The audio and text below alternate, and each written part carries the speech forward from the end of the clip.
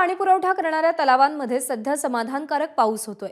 दररोज 2.5 ते 3.5 हजार दशलक्ष लिटर पाणीसाठा जमा होतोय। मुंबईला पाणी पुरवठा करणाऱ्या भातसा आणि अप्पर वैतरणा वगळता अन्य 5 तलावांमध्ये 21 जूनला 76,000 दशलक्ष लिटर म्हणजेच 5.31% पाणीसाठा होता। 24 जूनपर्यंत हा साठा 76,000 दशलक्ष लिटर म्हणजेच 5.30% इतका झाला। दरम्यान तलाव क्षेत्रात अजूनही जोरदार पावसाची आवश्यकता आहे, तरच मुंबईकरांवरचं पाणी टंचाईचं संकट दूर होईल असं पालिका प्रशासनाकडून सांगण्यात आलंय। तर तलाव क्षेत्रातला पाऊस आपण पाहतोय। अप्पर वैतरणा परिसरामध्ये 144 मिलीमीटर तर मोडक सागरमध्ये 173 मिलीमीटर,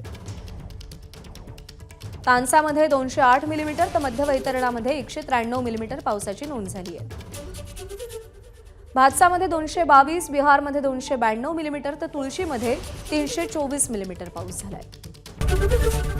एबीपी माझा, उघडा डोळे बघा नीट।